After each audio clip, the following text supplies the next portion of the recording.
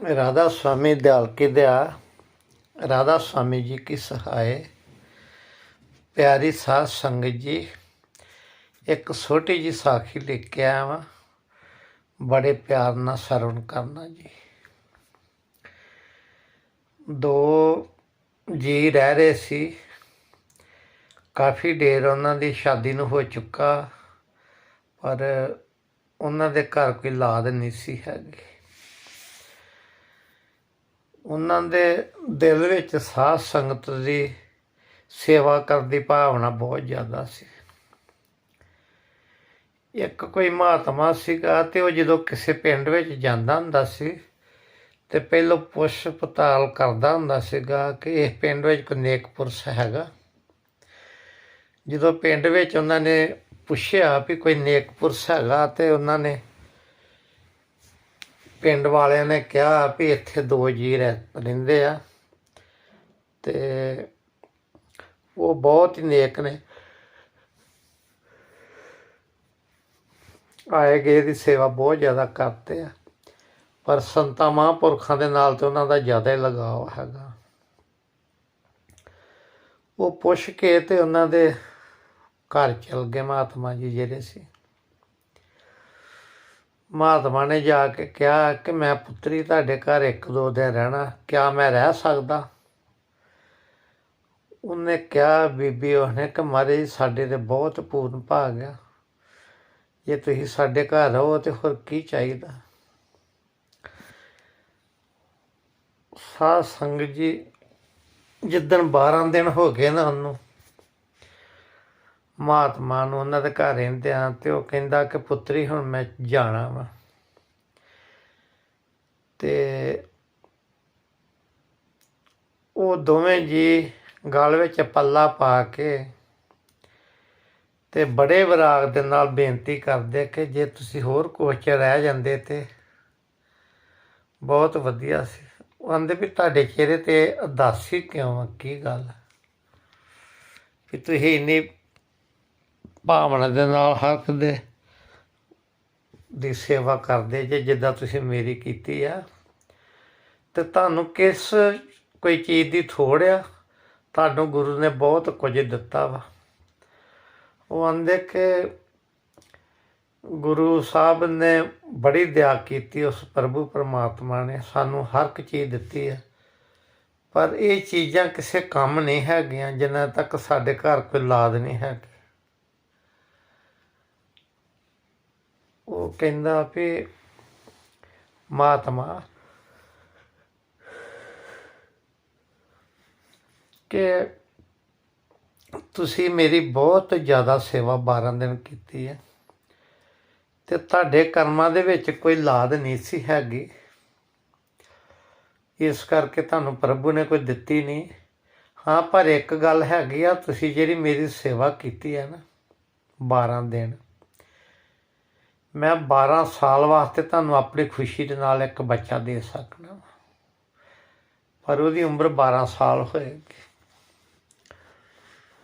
ਉਹ ਕਹਿੰਦੇ ਕਿ ਮਹਾਰਾਜ ਜੀ ਸਾਨੂੰ ਤੁਸੀਂ 12 ਸਾਲ ਵਾਸਤੇ ਬੱਚਾ ਦੇਣ ਦੇ ਜੇ, ਤੁਹਾਡੀ ਬਹੁਤ ਦਇਆ ਵਾ ਸਾਡੇ 'ਤੇ। ਅਸੀਂ ਇਹ ਤਾਂ ਨਾ ਕਹਾਂਗੇ ਸੰਸਾਰ ਵਾਲਿਆਂ ਨੂੰ ਕਿ ਅਸੀਂ ਖਾਲੀ ਹੱਥ ਹੀ ਚੱਲੇ ਹਾਂ, ਸਾਡੀ ਕੋਈ ਲਾਦ ਨਹੀਂ ਸੀ ਹੈਗੀ, ਅਤੇ ਮਹਾਰਾਜ ਜੀ ਸਾਨੂੰ ਮਨਜ਼ੂਰ ਆ। ਜਦੋਂ ਸਾਲ ਕੁ ਹੋਇਆ ਅਤੇ ਉਹਨਾਂ ਦੇ ਘਰ ਪ੍ਰਭੂ ਨੇ ਕਿਰਪਾ ਕਰਤੀ ਅਤੇ ਉਹਨਾਂ ਦੇ ਘਰ ਬੱਚਾ ਹੋਇਆ, ਬਹੁਤ ਹੀ ਲਾਇਕ ਅਤੇ ਬਹੁਤ ਸੂਝਵਾਨ।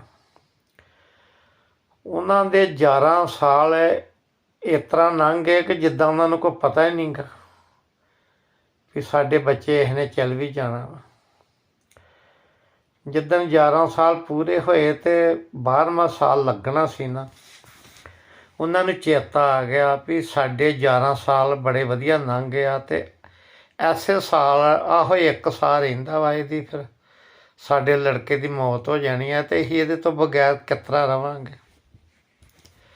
ਉਹ ਦੋਵੇਂ ਜੀ ਬੜੇ ਰੋਏ। ਲੜਕਾ ਬਹੁਤ ਜ਼ਿਆਦਾ ਹੀ ਸਿਆਣਾ ਸੀ। ਉਹਨੇ ਕਿਹਾ ਕਿ ਪਿਤਾ ਜੀ ਅਤੇ ਮਾਤਾ ਜੀ, ਤੁਹਾਨੂੰ ਆਪਾਂ ਆਪਣੀ ਜ਼ਿੰਦਗੀ 'ਚ ਕਦੀ ਰੋਂਦੇ ਨਹੀਂ ਵੇਖਿਆ। ਤੁਸੀਂ ਹੱਸਦੇ ਰਹੇ ਜੇ ਅਤੇ ਮੈਨੂੰ ਹੱਸ ਕੇ ਤੁਸੀਂ ਪਿਆਰ ਕਰਦੇ ਜੇ। ਅਤੇ ਅੱਜ ਤੁਹਾਨੂੰ ਕੀ ਹੋਇਆ? ਉਹ ਕਹਿੰਦੇ ਵੀ ਬੇਟੇ ਤੁਸੀਂ ਪੁੱਛੋ ਨਾ ਕੁਝ ਵੀ, ਅਸੀਂ ਤੁਹਾਨੂੰ ਇਹਦਾ ਕੋਈ ਜਵਾਬ ਨਹੀਂ ਦੇ ਸਕਦੇ। ਉਹ ਕਹਿੰਦੇ ਵੀ ਇਹਦਾ ਮਤਲਬ ਕਿ ਮੈਂ ਤੁਹਾਡੇ ਨਾਲ ਕੋਈ ਪਿਆਰ ਨਹੀਂ ਕਰਦਾ ਕਿ ਜਾਂ ਤੁਸੀਂ ਮੇਰੇ ਨਾਲ ਇੰਨਾ ਪਿਆਰ ਨਹੀਂ ਕਰਦੇ ਜਿਹੜਾ ਤੁਸੀਂ ਮੈਨੂੰ ਦੱਸ ਆਂਦੇ ਵੀ ਇਹ ਤਾਂ ਬੇਟੇ ਅਸੀਂ ਸੋਚ ਨਹੀਂ ਸਕਦੇ ਤੇਰੇ ਤੋਂ ਬਗੈਰ। ਤੇ ਅਸੀਂ ਇੱਕ ਦਿਨ ਵਾਸਤੇ ਵੀ ਨਹੀਂ ਸੋਚ ਸਕਦੇ ਵੀ ਅਸੀਂ ਕਿਸ ਤਰ੍ਹਾਂ ਜ਼ਿੰਦਗੀ ਲੰਘਾਉਣੀ ਹੈ। ਅਤੇ ਆਂਦੇ ਫਿਰ ਤੁਸੀਂ ਦੱਸੋ ਵੀ ਕੀ ਗੱਲ ਹੈ। ਉਹਨਾਂ ਦੋਵਾਂ ਜੀਆਂ ਨੇ ਸਲਾਹ ਕੀਤੀ ਕਿ ਇਹਨੂੰ ਸੱਚ ਦੱਸ ਹੀ ਦੇਈਏ। ਆਂਦੇ ਕਿ ਸਾਡੇ ਘਰ ਕੋਈ ਔਲਾਦ ਨਹੀਂ ਸੀ ਹੈਗੀ ਅਤੇ ਅਸੀਂ ਬੜਾ ਤਰਸਦੇ ਰਹੇ ਔਲਾਦ ਤੋਂ ਬਗੈਰ। ਕਦੀ ਕਿਸੇ ਦੁਆਰੇ ਜਾਣਾ, ਕਦੀ ਕਿਸੇ ਜਾਣਾ। ਅਤੇ ਇੱਕ ਸਾਡੇ ਘਰ ਕਮਾਈ ਵਾਲੇ ਮਹਾਤਮਾ ਜੀ ਆਏ। ਉਹਨਾਂ ਦੀ ਆਪਾਂ 12 ਦਿਨ ਜਿੱਥੋਂ ਤੱਕ ਵੀ ਹੋ ਸਕਿਆ ਪਹੁੰਚ ਤੋਂ ਲਾਦਾ ਉਹਨਾਂ ਦੀ ਸੇਵਾ ਕੀਤੀ। ਅਤੇ ਜਾਣ ਲੱਗਿਆ ਉਹਨਾਂ ਨੂੰ ਤੁਸੀਂ ਜਾਣ ਲੱਗਿਆ ਉਹ ਤੁਹਾਨੂੰ ਦੇ ਗਏ, ਪਰ ਦੇ ਕੇ 12 ਸਾਲ ਵਾਸਤੇ ਗਏ ਵੀ ਮੈਂ ਤੁਹਾਨੂੰ 12 ਸਾਲਾਂ ਵਾਸਤੇ ਆਪਣੀ ਕਮਾਈ 'ਚੋਂ ਬੇਟਾ ਦੇ ਸਕਦਾ ਵਾ। ਠੀਕ ਹੈ ਜੀ, ਕਿਉਂਕਿ ਅਸੀਂ ਉਹਨਾਂ ਦੀ 12 ਦਿਨ ਸੇਵਾ ਕੀਤੀ ਸੀ। ਅਤੇ ਅਸੀਂ ਰੋਏ ਤਾਂ ਵਾਂ ਕਿ ਅੱਜ 11 ਸਾਲ ਤੈਨੂੰ ਪੂਰੇ ਹੋ ਗਏ ਆ ਅਤੇ 12ਵਾਂ ਸਾਲ ਤੈਨੂੰ ਲੱਗ ਗਿਆ ਵਾ। ਹਾਂਜੀ, ਅਤੇ ਅਸੀਂ ਤਾਂ ਰੋਣ ਰਹੇ ਹਾਂ ਕਿ ਐਸੇ ਸਾਲ ਵਿੱਚ ਤੇਰੀ ਮੌਤ ਹੋ ਜਾਣੀ ਹੈ ਅਤੇ ਅਸੀਂ ਤੇਰੇ ਤੋਂ ਬਗੈਰ ਕਿਸ ਤਰ੍ਹਾਂ ਰਵਾਂਗੇ। ਜਿਹੜੇ ਕੋਈ ਸੰਤ ਮਹਾਂਪੁਰਖ ਚੀਜ਼ ਕਿਸੇ ਨੂੰ ਖੁਸ਼ੀ ਨਾਲ ਦਿੰਦੇ ਆ ਨਾ, ਕੋਈ ਰੂਹ ਘਲਾਉਂਦੇ ਆ, ਅਤੇ ਉਹਦੇ ਕੋਈ ਦਿਲ ਵਿੱਚ ਪਿਆਰ ਵੀ ਅਤੇ ਹੋਰ ਵੀ ਉਹਦੇ ਦਿਲ 'ਚ ਦਇਆ ਬੜੀ ਹੁੰਦੀ ਆ। ਅਤੇ ਹੋਰ ਵੀ ਉਹਨੂੰ ਕਈ ਤਾਕਤਾਂ ਦਾ ਪਤਾ ਹੁੰਦਾ ਕਿ ਜਿਹੜੇ ਦੁਨੀਆਦਾਰੀ ਦਾ ਜੀਵ ਨਹੀਂ ਸੋਚ ਸਕਦੇ। ਉਹ ਬੇਟੇ ਨੂੰ ਪਤਾ ਹੈਗਾ ਕਿ ਜਦੋਂ ਸਵਾਸਤਾਂ ਚੜ੍ਹਾ ਲਈਦੇ ਆ ਅਤੇ ਉਮਰ ਵੱਧ ਜਾਂਦੀ ਹੈ।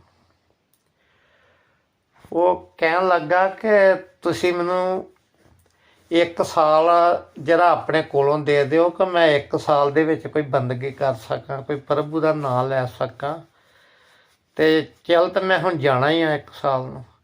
ਅਤੇ ਤੁਹਾਨੂੰ ਵੀ ਆਪਣੀ ਜ਼ਿੰਦਗੀ ਵਿੱਚ ਇਹ ਨਹੀਂ ਰਹੂਗਾ ਕਿ ਤੁਸੀਂ ਕੋਈ ਬੱਚੇ ਦਾ ਸੁੱਖ ਨਹੀਂ ਲਿਆ, ਕੋਈ ਖਿਡਾਇਆ ਨਹੀਂ। ਅਤੇ ਤੁਸੀਂ 11 ਸਾਲ ਮੈਨੂੰ ਰੱਖ ਲਿਆ ਵਾ ਅਤੇ 1 ਸਾਲ ਮੈਨੂੰ ਹੁਣ ਮੇਰਾ ਅੱਗਾ ਸਵਾਉਣ ਵਾਸਤੇ ਨਾ, ਜਿਹੜਾ ਮੇਰਾ ਅੱਗਾ ਸਵਾਰਿਆ ਜਾਵੇ ਅਤੇ ਮੈਨੂੰ 1 ਸਾਲ ਦੇ ਦਿਓ ਅਤੇ ਮੈਨੂੰ ਤੁਸੀਂ ਹੁਣੇ ਛੁੱਟੀ ਦੇ ਦਿਓ ਉਸੇ ਟਾਈਮ। ਉਹਨਾਂ ਨੇ ਕਿਹਾ ਵੀ ਗੱਲ ਤਾਂ ਠੀਕ ਆ ਵੀ ਇਹਨੇ ਸਾਨੂੰ 11 ਸਾਲ ਖੁਸ਼ੀ ਦਿੱਤੀ ਆ ਅਤੇ ਅਸੀਂ ਕੀ ਗੱਲ ਇਹਨੂੰ 1 ਸਾਲ ਨਹੀਂ ਦੇ ਸਕਦੇ। ਉਹ ਕਹਿੰਦੇ ਬੇਟੇ ਜਾ, ਜਿੱਥੇ ਵੀ ਰਹੇ ਤੂੰ ਖੁਸ਼ ਰਵੇਂ ਅਤੇ ਜਾ ਤੂੰ, ਕੋਈ ਗੱਲ ਨਹੀਂ। ਉਹਨੂੰ ਖੁਸ਼ੀ ਖੁਸ਼ੀ ਨਾਲ ਰਵਾਨਾ ਕਰ ਦਿੰਦੇ ਆ। ਉਹ ਨਾ ਤਲਾਸ਼ ਕਰਦਾ ਵਾ ਉਸ ਗੁਰੂ ਦੀ, ਜਿਸ ਗੁਰੂ ਨੇ ਉਹਨਾਂ ਦੇ ਕੋਲ ਭੇਜਿਆ ਹੁੰਦਾ ਵਾ। ਉਹਦੇ ਕੋਲੋਂ ਜਾ ਕੇ ਨਾਮ ਲਿਖ ਕੇ ਸਾਧ ਸੰਗਤ ਜੀ ਇੰਨੀ ਕੁ ਤਪੱਸਿਆ ਕਰਦਾ ਵਾ ਕਿ ਉਹ ਸਵਾਸ ਹੀ ਤਾਂ ਚੜ੍ਹਾ ਲੈਂਦਾ। ਅਤੇ ਜਿਹੜਾ ਸਵਾ ਗਿੱਠ ਸਾਹ ਬਾਹਰ ਆਉਂਦਾ ਵਾ ਅਤੇ 24 ਘੰਟੇ ਸਾਡੇ 24,000 ਸਵਾਸ ਆਉਂਦੇ ਆ। ਉਹਨੇ ਡੱਕ ਲਏ ਅਤੇ ਉਹਦੀ ਉਮਰ ਜਿਹੜੀ ਆ ਫਿਰ ਉਹ ਜਾਣੀ ਕਿ ਬਚ ਗਈ। ਹਾਂਜੀ, ਕਿਉਂਕਿ ਸਵਾਸਾਂ ਦੇ ਨਾਲ ਹੀ ਸਾਡਾ ਸਾਹ ਜਿਹੜੇ ਆਉਣਗੇ ਉਹਦੇ ਨਾਲ ਹੀ ਸਾਡਾ ਦਿਨ ਲੰਘਣਾ ਹੁੰਦਾ ਵਾ। ਅਤੇ ਜਦੋਂ ਸਵਾਸ ਹੀ ਤਾਂ ਚੜ੍ਹਾ ਲਏ ਅਤੇ ਗਿਣਤੀ ਫਿਰ ਬਸ ਗਈ। ਹਾਂਜੀ, ਉਹਦਾ ਸਵਾਲ ਹੀ ਨਹੀਂ ਪੈਦਾ ਹੁੰਦਾ ਕਿ ਉਹਦੀ ਮੌਤ ਹੋ ਜਾਵੇ, ਕਿਉਂਕਿ ਉਹਦਾ ਸਾਲ ਦੇ ਸਵਾਸ ਉਹਦੇ ਕੋਲ ਸੀ। 12 ਸਾਲ ਲੰਘ ਗਏ, ਉਹਦੇ ਉੱਤੇ ਜਾਣੀ ਕਿ ਘੱਟਾ ਮਿੱਟੀ ਢੇਰ ਲੱਗ ਗਿਆ।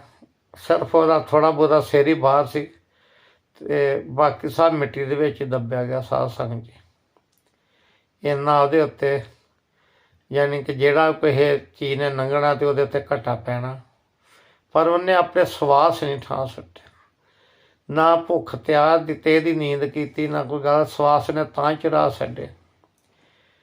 ਹਾਰ ਕੇ ਉਹੋ ਹੀ ਉਹਦਾ ਗੁਰੂ ਆਇਆ ਜਿਹਨੇ ਨਾਮ ਦਿੱਤਾ ਤੇ ਕਹਿੰਦਾ ਕਿ ਬੇਟੇ ਤੈਨੂੰ ਕੀ ਚਾਹੀਦਾ ਵਾ, ਤੂੰ ਸਵਾਸ ਹੀ ਆਪਣੇ ਤਾਂ ਡੱਕ ਲਿਆ ਤੇ ਦੱਸ ਤੈਨੂੰ ਕੀ ਚਾਹੀਦਾ। ਆਂਦਾ ਕਿ ਮੈਨੂੰ ਪੂਰੇ ਸਵਾਸ ਚਾਹੀਦੇ ਆ ਕਿ ਜਿਹੜੇ ਮੈਂ ਜਿੱਦਾਂ ਆਮ ਲੋਕਾਂ ਦੀ ਉਮਰ ਹੁੰਦੀ ਆ ਤੇ ਮੈਂ ਉਨੀ ਉਮਰ ਹੀ ਚਾਹੀਦੀ ਮੈਨੂੰ, ਤੇ ਮੈਂ ਆਪਣੇ ਮਾਂ ਪਿਓ ਦੀ ਜਾ ਕੇ ਸੇਵਾ ਕਰਨੀ ਹੈ। ਉਹ ਖੁਸ਼ ਤੇ ਅੱਗੇ ਹੀ ਬੜਾ ਸੀ ਮਹਾਤਮਾ ਉਹਦੇ ਤੇ, ਉਹਦੇ ਮਾਂ ਪਿਓ ਦੇ ਤੇ ਉਹਦੇ ਤੇ ਉਹ ਹੋਰ ਖੁਸ਼ ਹੋ ਗਿਆ ਵੀ ਤੇਰਾ ਇੰਨਾ ਪਿਆਰ ਆਪਣੇ ਮਾਂ ਪਿਓ ਨਾਲ ਕਿ ਤੂੰ ਆਪਣੇ ਸਵਾਸ ਹੀ ਥਾਂ ਚੜ੍ਹਾ ਲਿਆ ਤੇ ਭੁੱਖਾ ਭਾਣਾ ਰਿਹਾ ਤੇ ਹਿੱਲਿਆ ਤੱਕ ਨਹੀਂ, ਮਿੱਟੀ ਦੇ ਢੇਰ ਉੱਤੋਂ ਦੀ ਲੱਗ ਗਏ ਤੇਰੇ। ਹਾਂਜੀ, ਵਿੱਚ ਹੀ ਨੱਪਿਆ ਗਿਆ। ਉਹ ਕਹਿੰਦਾ ਕਿ ਠੀਕ ਆ, ਮੈਂ ਤੈਨੂੰ ਮਾਲਕ ਨੂੰ ਹਾਜ਼ਰ ਨਾਜ਼ਰ ਹੋ ਕੇ ਤੇ ਇਹ ਵਰ ਦਿੰਦਾ ਵਾ ਕਿ ਤੇਰੀ ਉਮਰ ਓਨੀ ਹੋਊਗੀ ਕਿ ਜਿੰਨੀ ਇੱਕ ਆਮ ਦੁਨੀਆ ਦੇ ਜੀਵ ਦੀ ਹੁੰਦੀ ਹੈ, ਕਿ ਤੂੰ ਆਪਣੇ ਮਾਂ ਪਿਓ ਦੀ ਸੇਵਾ ਕਰ ਸਕੇ। ਸਾਧ ਸੰਗਤ ਜੀ, 12 ਸਾਲੀ ਜਦੋਂ ਘਰ ਗਿਆ ਤੇ ਉਹਦੇ ਮਾਂ ਪਿਓ ਰੋਂਦੇ ਕਲਾਂਦੇ ਬੁੱਢੇ ਤੇ ਅੱਗੇ ਹੋਏ ਸੀ, ਕੁਝ ਹੋਰ ਹੋ ਗਏ ਉਹਦੇ ਜਾਂਦਿਆਂ ਨੂੰ 12 ਸਾਲ, ਤੇ ਸੋਚਦੇ ਆ ਕਿ ਸਾਡਾ ਬੇਟਾ ਯਾਨੀ ਕਿ 11 ਸਾਲ ਪਹਿਲਾਂ ਪੂਰਾ ਹੋ ਗਿਆ, ਜੇ ਸਾਡੇ ਕੋਲ ਅੱਜ ਹੁੰਦਾ ਤਾਂ ਸਾਡੀ ਸੇਵਾ ਕਰਦਾ। ਜਾ ਕੇ ਬੂਹਾ ਖੜਕਾਉਂਦਾ ਤੇ ਜਾ ਕੇ ਕਹਿੰਦਾ ਇਹ ਮਾਂ।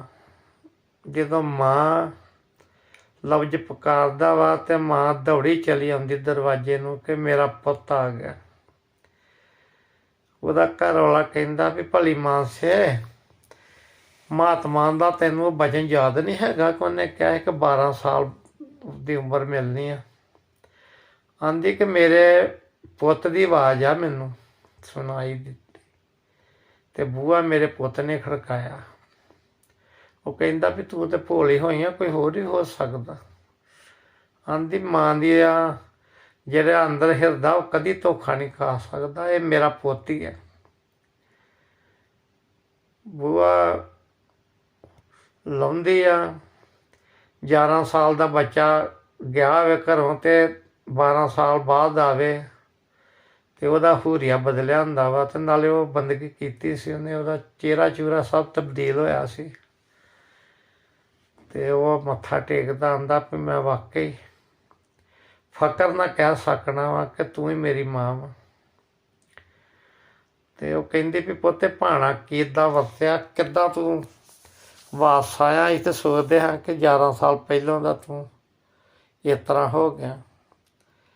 ਤੋ ਕਹਿੰਦਾ ਵੀ ਮਾਂ ਜਦੋਂ ਮੈਂ ਤੁਹਾਡੇ ਕੋਲ ਗਿਆ ਤੇ ਮੈਂ ਉਸੇ ਗੁਰੂ ਦੀ ਤਲਾਸ਼ ਕੀਤੀ ਕਿ ਜਿਹਨੇ ਮੈਨੂੰ ਤੁਸੀਂ 12 ਸਾਲ ਵਾਸਤੇ ਤੁਸੀਂ ਮੈਨੂੰ ਮੰਗਿਆ ਸੀ, ਜਿਹੜੇ ਗੁਰੂ ਕੋਲੋਂ। ਤੇ ਮੈਂ ਜਿਹੜੇ ਆਪਣੇ ਸਵਾਸ ਸੀ ਉਹ ਤਾਂ ਚੜ੍ਹਾ ਲਏ।